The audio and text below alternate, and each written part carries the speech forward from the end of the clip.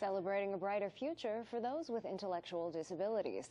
I'm Jill Horner. This is Comcast Newsmakers. With me is Audrey Coccia. She is the co-executive director of Vision for Equality. Thanks so much for being with us. Thank you. When we talk about your organization, this is something that you worked to start 15 years ago at this point. It's a grassroots organization, and it's a group of families really coming together. Talk to us a little bit about starting it, and then we'll talk about where you are today. Okay, well, I think it started with 3 of us on egg crates in a tiny little office, and we've grown over the years to about 50 people that now are across the state doing the work that we do.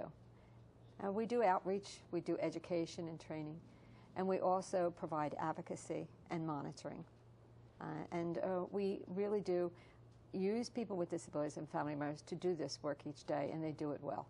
Now let's talk about this community, because as you mentioned, it's started with families, it started with self-advocacy for those with intellectual disabilities. But talk to us a little bit about the work that you do and how important it is to reach out to others to understand the needs that families of those with intellectual disabilities, how important it is for others to understand the needs that you're living with on a daily basis.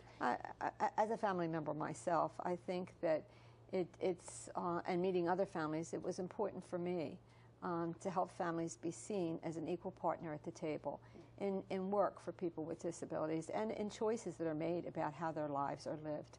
And that's one of the reasons and one of the dreams that we had that started this organization. And I think that we've been able to make an incredible impact in getting many people services, to educating the legislature about the importance of people living in community and having opportunity. Now, you mentioned the idea of living in community. Talk to us a little bit about that and how some of the things have changed over the years when it comes to living situations for those with intellectual disabilities. You have a daughter who currently lives at home with you, but that's not always the case. Right. Well, when my daughter was born, it was in the early 60s, and clearly that was a time when people were still going to state institutions like Pennhurst.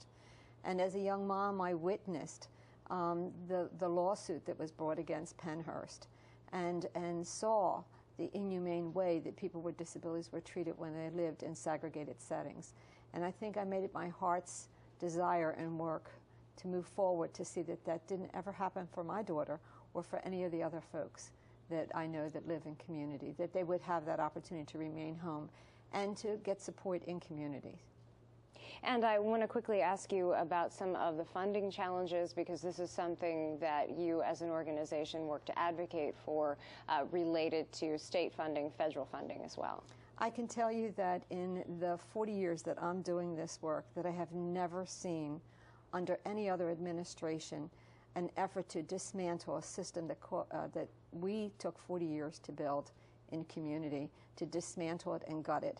And that's exactly what we're seeing in the Corbett administration. And when we talk about the potential impact on families, what kind of challenges do families face when it comes to funding and finding services for family members? There's many people without services. In Philadelphia alone, there's about 3,000 people with no services at all. 600 of them live with families who have family parents who are 60 or over. We have, in the last few months alone, saw several families where the person was left with a dead parent in the house and no one knew they were there. And just a few seconds left, but on March 20th.